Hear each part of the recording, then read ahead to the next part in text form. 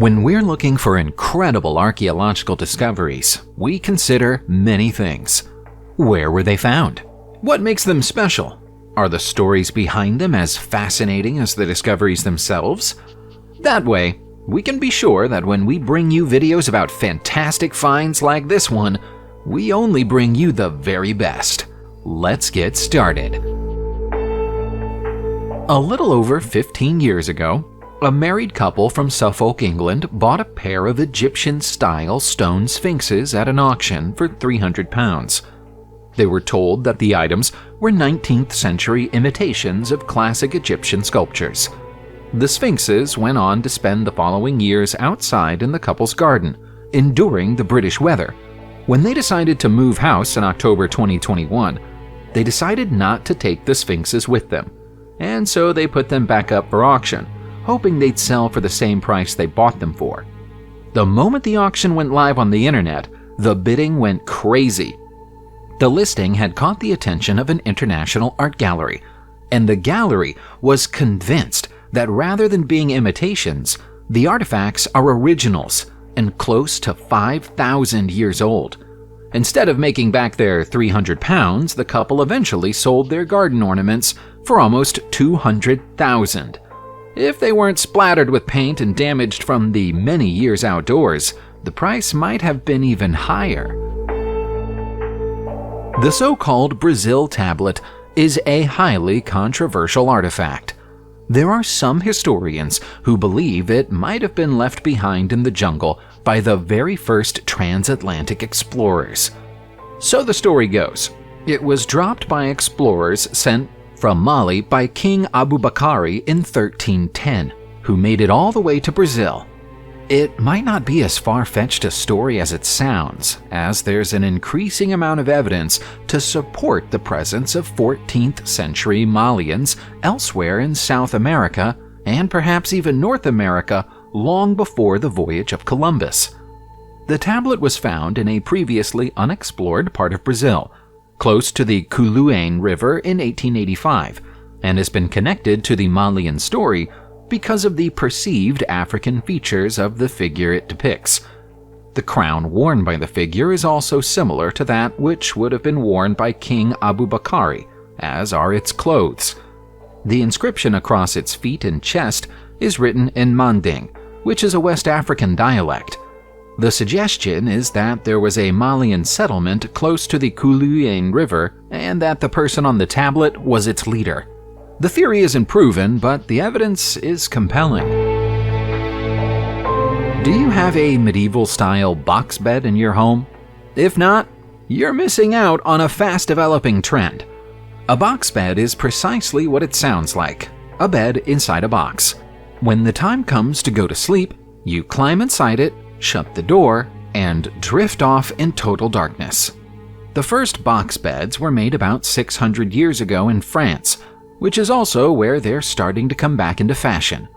You can see a box bed in the background of the painting A Mother's Duty by Pierre de Houch, which the artist completed in 1660. There's even a mention of them in the 1847 book Wuthering Heights by Emily Bronte, although the character that references them acknowledges that by then they were a thing of the past. It's thought that their appeal is that they gave people a private space during a time where it wasn't uncommon for people to live in the same house without having their own bedroom. They remained in use across Scandinavia longer than anywhere else, which might have something to do with the region's long, cold winters. Would Egypt have become as mighty as it did during ancient times were it not for the Kopesh?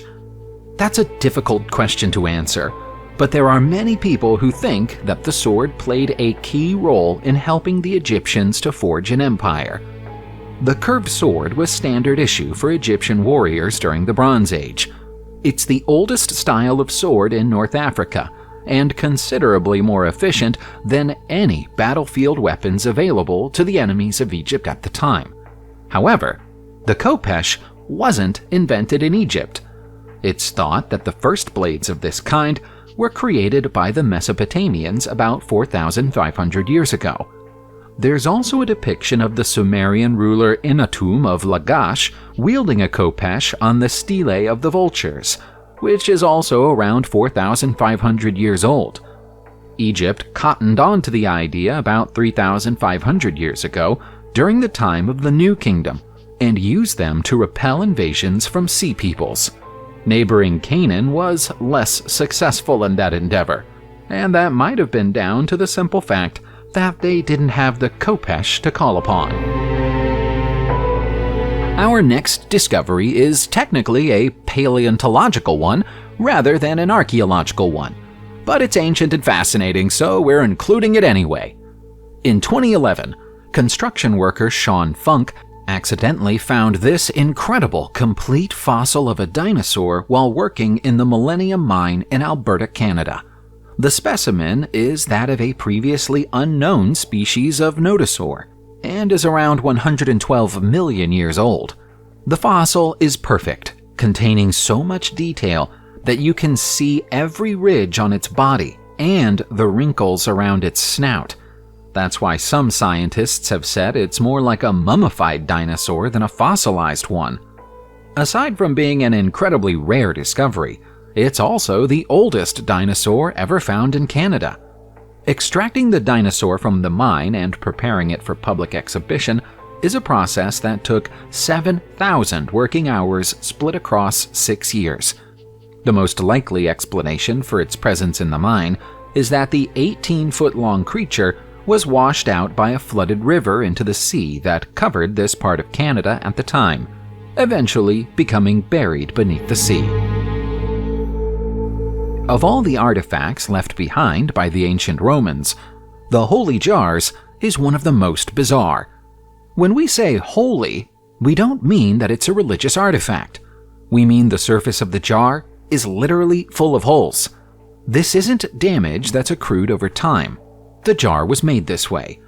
The artifact was reassembled from hundreds of fragments after it was discovered at the bottom of a bomb crater in London, England during the Second World War. No other Roman artifact like it has ever been found. The best guess of experts is that it was crafted during the 2nd or 3rd century, and that it might have been a gelarium.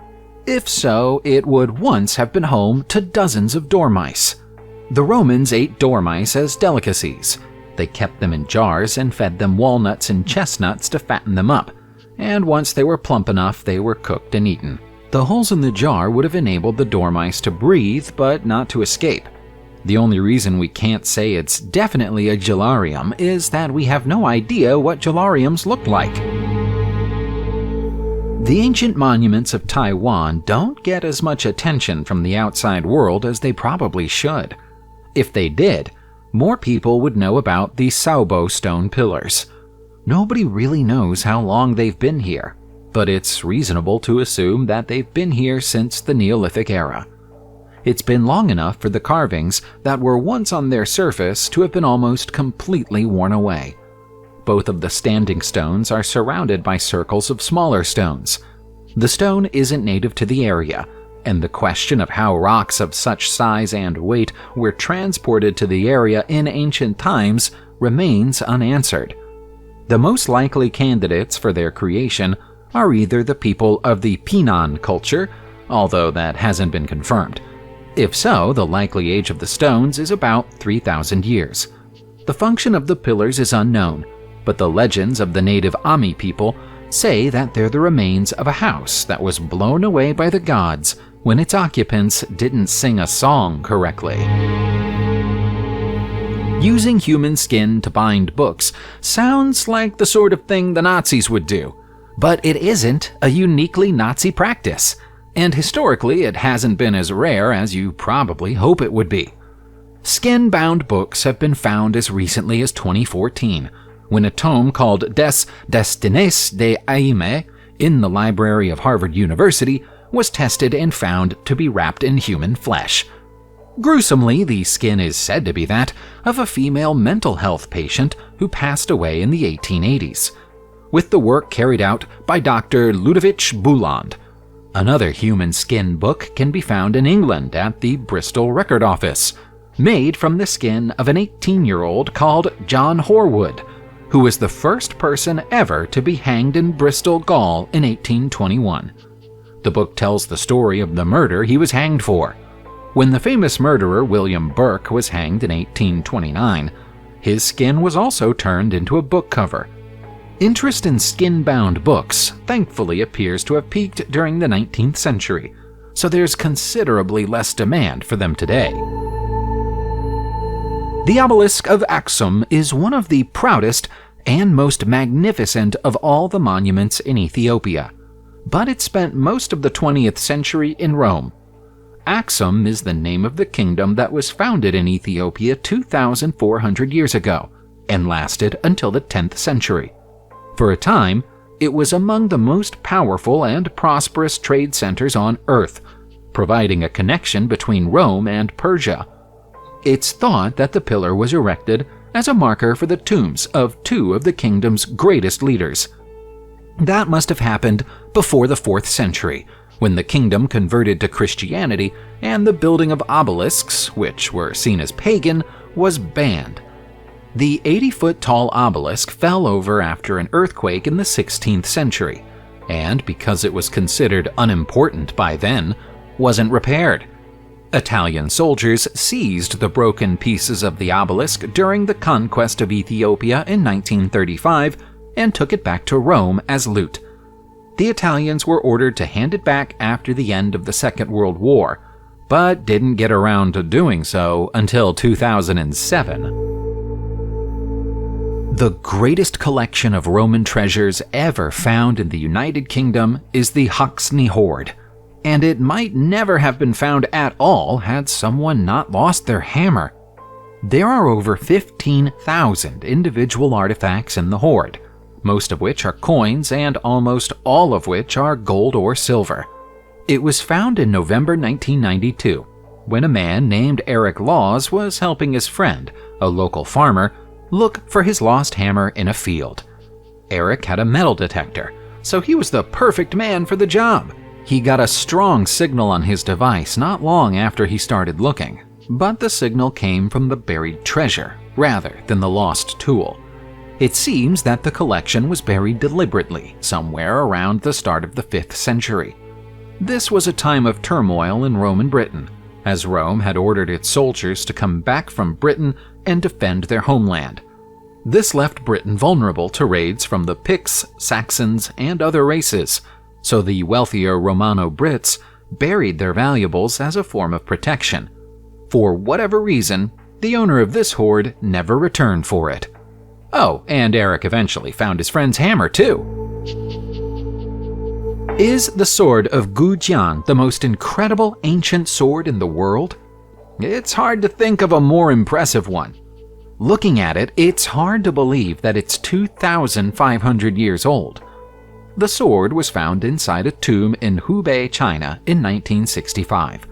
To the amazement of the archaeologists who found it, the blade was still clean and sharp when it was discovered. There were over 2,000 artifacts in the same tomb, but they're all considered insignificant when compared to the sword. Scientists have no idea how the sword managed to remain in such good condition for so long. The tomb it was found inside was waterlogged. It was inside a wooden box, which afforded it some protection, but the box wasn't airtight, and so there still ought to have been some damage. The fact that it's such a well-made sword might have something to do with it, and the quality isn't surprising when you consider that the weapon may have a royal connection. The inscription on the blade reads, "This is the sword of Gujin, king of Yue state." Historians are split on the question of whether this means the sword literally belonged to the king or whether all the king's soldiers had the same motto on their swords. Learning how to weave fabric to make clothes was an important step forward for human civilization, and it's a step that was taken a very long time ago. The best way to demonstrate that is to show you the Tarkan Dress, which is the oldest woven garment in the world.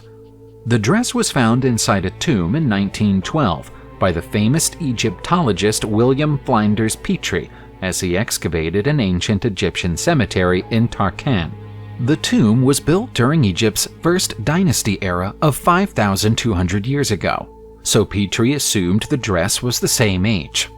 It took the invention of carbon dating tests to prove him right, but his assumption was correct. The tests proved that the dress is somewhere between 5,200 and 5,400 years old. Aside from being the oldest known woven garment, it's also the world's oldest known dress of any kind. Textiles like this are highly perishable, so the fact that the dress has survived for so long is a near miracle. It doesn't quite prove that weaving was invented in Egypt, but it's a possibility we have to consider. Subscribe to the channel, turn on the notification bell, and enjoy watching new videos on my channel. Thanks for watching and see you soon!